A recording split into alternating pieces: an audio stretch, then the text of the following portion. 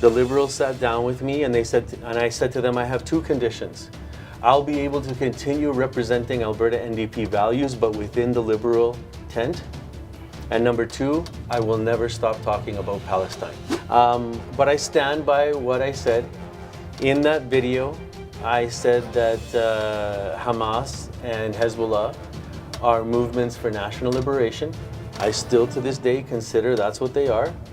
Now I understand that people consider them terrorist organizations, but under United Nations law, every nation has the right to protect itself. First of all, there's lots of people from the existing community who already knew me, who are 100% with me. Either I did something for them and their family, but number one, the people are coming to see me because of issues with temporary foreign worker programs. Kalmeet, you may know this already, but you know that there are people who purchase LMIAs. This is a long-standing story in our community. It's an issue. Families have to pay $30,000, even $40,000. Well, number one are the fake colleges. You know about the fake colleges, I'm sure you do. Yes.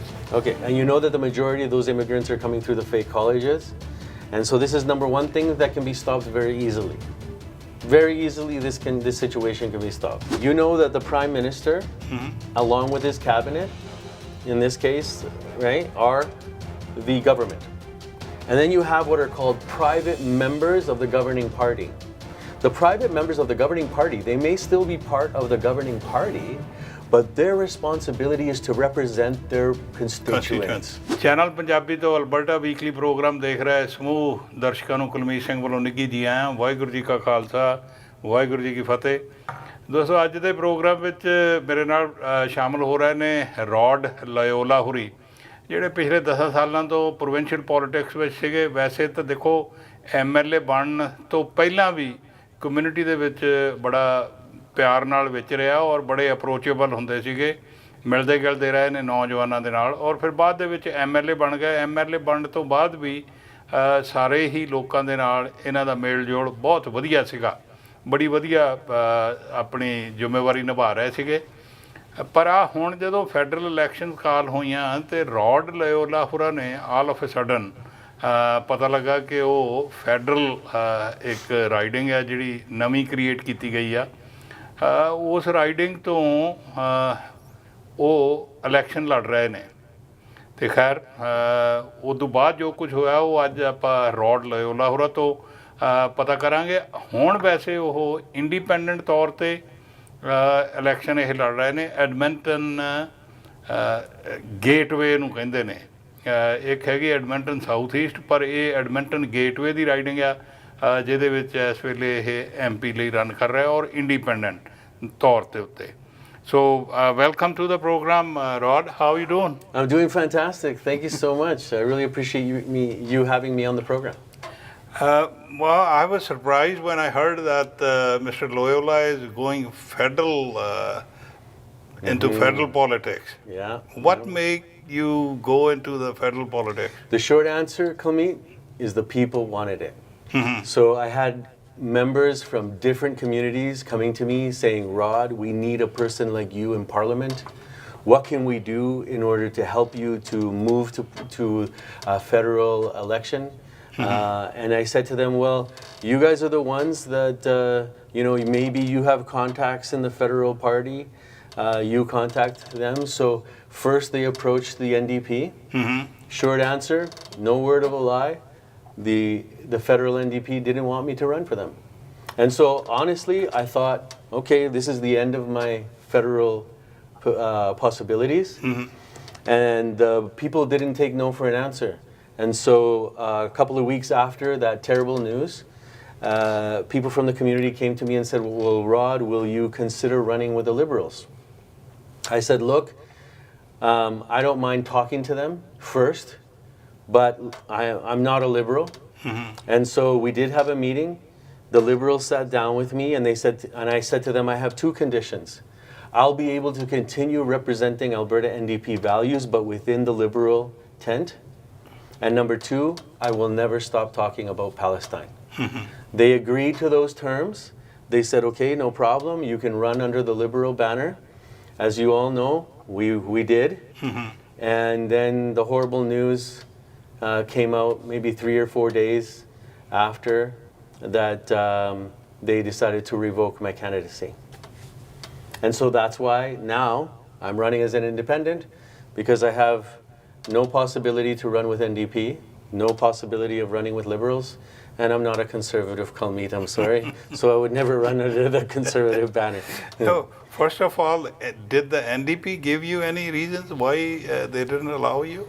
Not that I'd like to go into detail publicly, but the short answer was that they said no to me. That's very surprising, actually. It was surprising for me too. Well, we consider Canada as a democratic country, and everybody has the freedom of speech. You didn't commit any crime by talking to anybody? No. And so why? Why the NDP didn't want me? NDP or the Liberal? I don't know. So what happened was with the Liberal, they found a video of me, which is 16 years old. I was a much younger man then. But I stand by what I said. In that video, I said that Hamas and Hezbollah are movements for national liberation. I still to this day consider that's what they are. Now I understand that people consider them terrorist organizations, but under United Nations law, every nation has the right to protect itself. And so I know that the whole Palestinian issue is a very complex one, but it's one that I've been following for a very long time. I've been an advocate for Palestine since 1989. And so I know what I'm talking about when it comes to Palestine. And so I will always be on side of justice. I will always be on side of the truth. I will always be on the side of trying to bring people together to build unity, to build peace. And that's what I'm always about. People are going to try to paint me in different ways, but you know, that's up to them. I know where I stand, and I stand on the side of justice and truth. Well, anyhow, now you have been door knocking, going door to door and convincing people for the vote. How do you, what kind of a reaction you get from the public? Boy, let me tell you, we have days where we have 2, sometimes even 3 door knocking teams going. And the response that we're getting on the doorsteps has been incredible. First of all, there's lots of people from the existing community who already knew me, who are 100% with me. Either I did something for them and their family. Like for example, just yesterday we were door knocking, and this lady, she came. She said, "I want to shake your hand," and I said, "Why?" Well, she's like, "You got my child FSCD funding," and they were so happy. They were like this white couple, and they were so happy. Like that, I've done a number of things. For example, there was a gentleman. His wife was passing away. He wanted to go back to India because she wanted to pass away with her family in India. This was during COVID. They called me at 11:30 at night because the kids didn't have their COVID shot. Oh. I don't know how I did it, Kalmeet. I phoned so many different phone numbers, but I managed to get them an appointment to get their COVID shots for 7 a.m. They got their COVID shots and they caught their plane in time for 11 a.m. This is the kind of leadership and representative that all people deserve it. That's right. All people deserve someone who's going to pick up the phone at 11:30 at night and say, "Okay, I need help." And that representative is going to say, "Hey, I'm here for you. I'm going to do my best. I can only do my best." No, Right? that I know. Like, you know, you have been very approachable. People like you from that point of view. That's why you have been re-elected again and again times, in the riding, you know, as a member of the legislature here in Edmonton. So I think people feel proud that you represent them. Yes. Federally, what do you think that there need to be done? You know, what are the main issues? We will talk about tariffs later on. Yeah, for but sure. What else? But number one, the people are coming to see me because of issues with temporary foreign worker programs. Kalmeet, you may know this already, but you know that there are people who purchase LMIAs.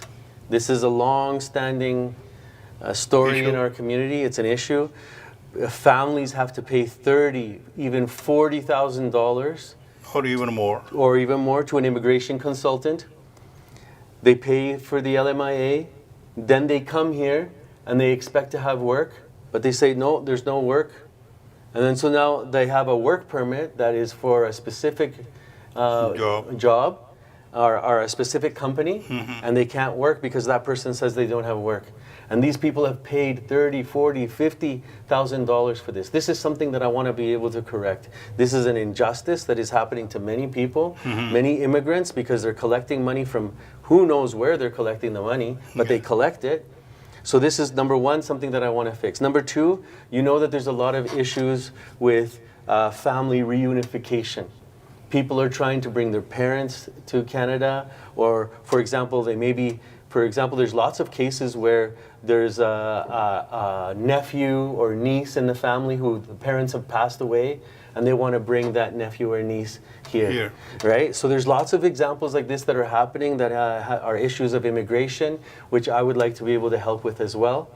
And also, there's a number of issues with food security that I'm very focused on as well. And then, of course, foreign policy is also a very important issue for me. You see, on the immigration thing, you know, because of these issues, a lot of public has been, very mad at the immigration department that they let a lot of people come, and that's why they are getting against those things. How would you solve that kind of issue? Well, number one are the fake colleges. You know about the fake colleges, I'm sure you do. Yes. Okay, and you know that the majority of those immigrants are coming through the fake colleges. And so this is number one thing that can be stopped very easily. Very easily, this situation can be stopped.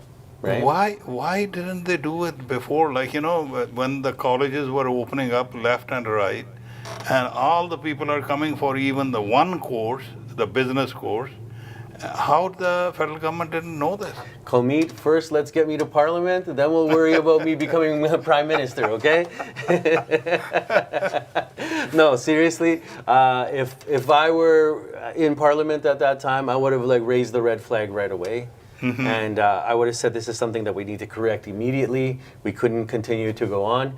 We all know, and see, this is the thing, is that when politicians are stuck inside the bubble in Ottawa and they're not connected to the people, they don't know about these transgressions that are happening and how people are breaking the laws or actually going through loopholes in order to take advantage of the system. And so by being connected to the community, I will know how are the people going through loopholes, what are the things that have to be changed, and then I'll be able to recommend those things in Parliament.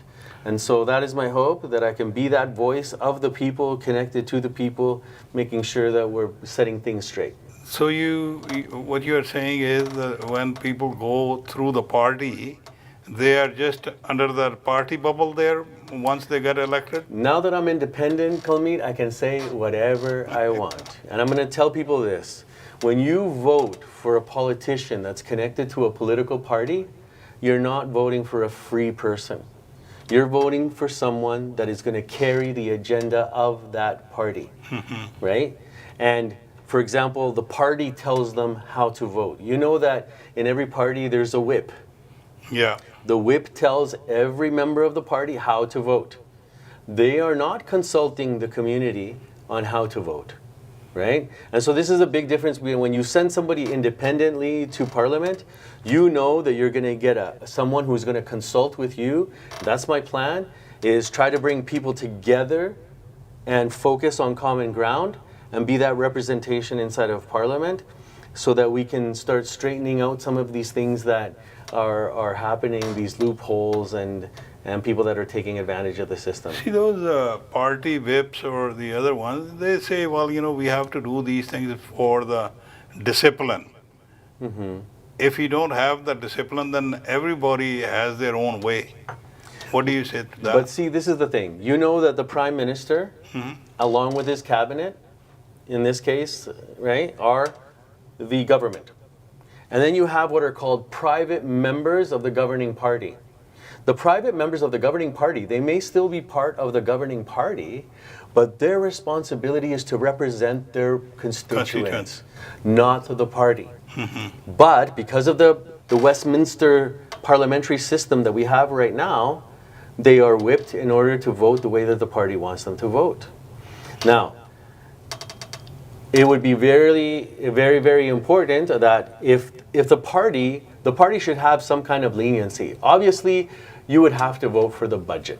I would agree with that. You have to vote for the budget if you're part of that party. But on other issues, the private members should be able to go to their constituents, get feedback from their constituents, and decide how to vote.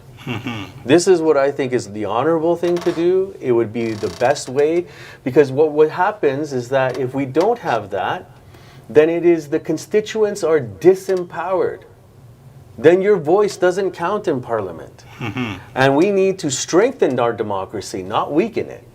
So by being an independent inside of Parliament, we're going to be strengthening the voice of the people in the community, in this case, for Edmonton Gateway. Well, I hope that kind of thing could happen. You know, they have been talking about these reforms long time, but I don't think anybody has initiated any reforms. Well, one of the biggest reforms that we need, and now that I'm an independent, I can talk freely about it, is proportional representation. Yes. The Westminster system of first past the post means that only the person that gets the most amount of votes gets elected, and then all those other votes basically become nil. Yes. And that's not fair. In a democracy, every vote should count. So if we were to move to a proportional representation model, then the amount of parliamentarians would go with what is the popular vote, right? There are many systems for proportional representation, but please know that if I am elected to Parliament, this would be one of the things that I would fight for, that we would move towards proportional representation.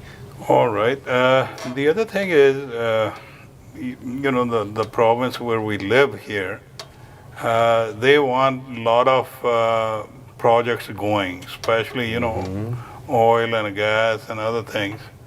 But, you know, that when it comes to environment, particularly in Quebec, they won't let those things happen. Like, you know, the pipelines going through there.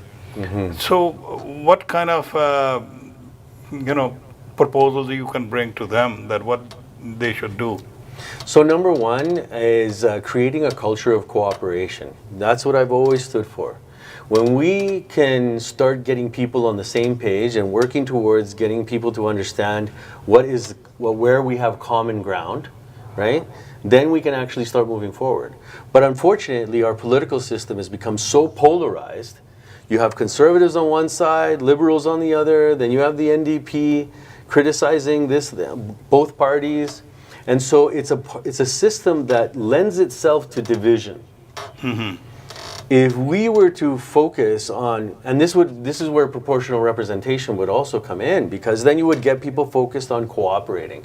What do we have common? What can we build? Now, there is ways that we can be productive, have a productive, sustainable, strong economy, and care for the environment at the same time. There are engineers and people who are introducing new technologies that are meeting those challenges. How can we have a strong economy while at the same time caring for the environment?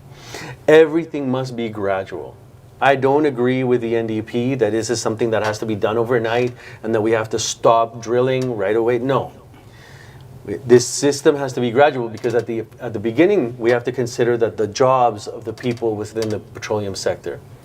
If you end the petroleum sector, where are all those jobs going to go? Yeah. So we need to make sure that we have a transition program for people moving and re-educating, retraining, etc.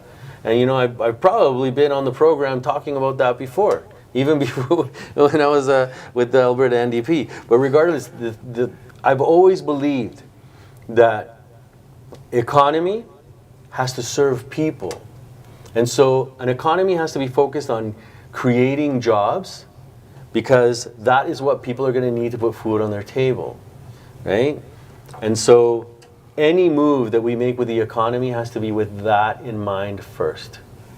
You see, you are right on that, because I remember when the first time they brought in the NAFTA, they were saying the same thing, that, all those workers who are being, unemployed because the factories have moved somewhere else, that we're going to retrain them and we're going to do this. That's why we see all these movements across the border there. Those are the people.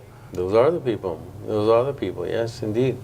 So, similar way, if we say, okay, the oil industry goes away and we just care only for the environment, what those people will do? Exactly. I mean, they can be retrained, but that is a process. It takes time. It takes time, exactly. And so we have to be smart with our transition. We can get there, but it doesn't have to be overnight. Okay, the other one is these tariffs, the way things are going. What do you think? What's the best way to manage that now? Let me tell you a story.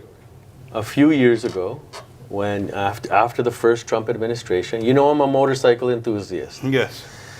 I rode my motorcycle from Denver, Colorado, through New Mexico, down to El Paso, Texas. And Kalmeet, I've never seen so many homeless people in my life.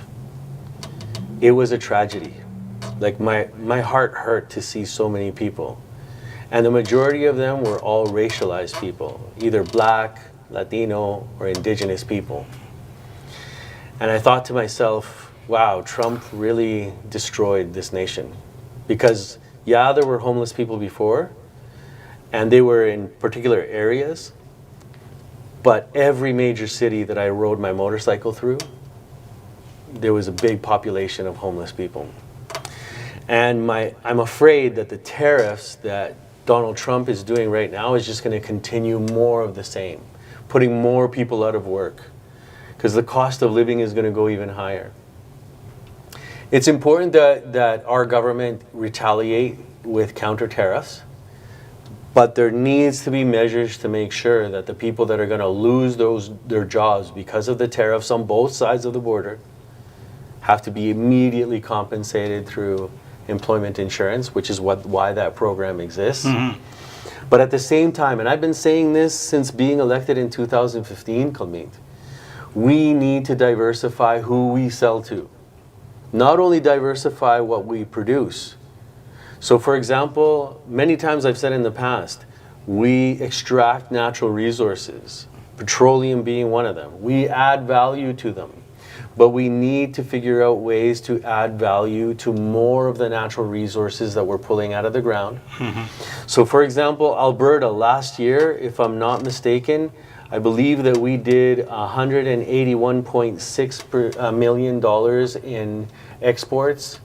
And of that 181.6, 162 or thereabouts was with the United States, which demonstrates that we are too dependent on the United States for their economy. And so we need to push leaders here in Canada to diversify who we sell to, right? And so it's very important for me, we need to make trade relations with the European Union, with the UK, but I would even say with Korea, Japan, and even China. I know that China has human rights issues that we need to be concerned about, and we will address those at the same time, especially for the Uyghur population and community that are there. And we will be strong on making the Chinese government to address those issues, but we need to start doing more. And many people at home, you can see videos of how China is developing their infrastructure. We can learn a thing or two about those infrastructure projects. We can start building more here in Alberta and across Canada, more infrastructure projects. For example, more public transportation for people so that it's easier for them to get around. And there's a lot that we can learn from other jurisdictions, and that would be my goal, is to visit some of these places and bring some of those ideas home. So you mean we're going to have that fast train going Yes. from Edmonton to Calgary. I want a fast train, and I would make sure it goes all the way up to Fort McMurray too. We have been talking that thing for the last 50 years. I don't know if it's even longer. Yeah, who knows? Maybe I'm the parliamentarian that's going to make it happen. The other issue is the health issue. Do you think the federal government is able to handle that thing? So let With me the tell, my stance on health is this, is that dental care, pharmacare, and mental health should be part of our universal healthcare program. Every Canadian deserves to be able to count on the Canadian government for mental health supports. This is one of the biggest problems that we have. And it's not just in one community or another, it's in all communities, Kalmeet. You know this. And so I don't even want to get started on the racialized community and the issues with mental health. It should be part of our universal healthcare program. The other thing, for example, dental care should also be part of universal health. Look at how many seniors live in pain, or they have to risk their pension in order just to be able to smile again. Right? Oh, you want to ask for the votes also or no? I want to ask for all the votes. So I want to tell you, with our door knocking, we've been having such an amazing response. So many people saying that they're going to vote Rod Loyola. I want to thank all the people who we've already door knocked. And if we haven't door knocked you already, I hope that we make it to your house. The district is amazingly big, but we were going to try to get to every house. But I'm counting on all of you. Please support Rod Loyola. Talk to your neighbors as well, because we need everybody backing. If you want to see a approachable, accessible, strong community advocate in your representing you in Parliament, that vote should be for Rod Loyola. Thank you, Rod. Yeah, thank you. Nice talking to you. Yeah.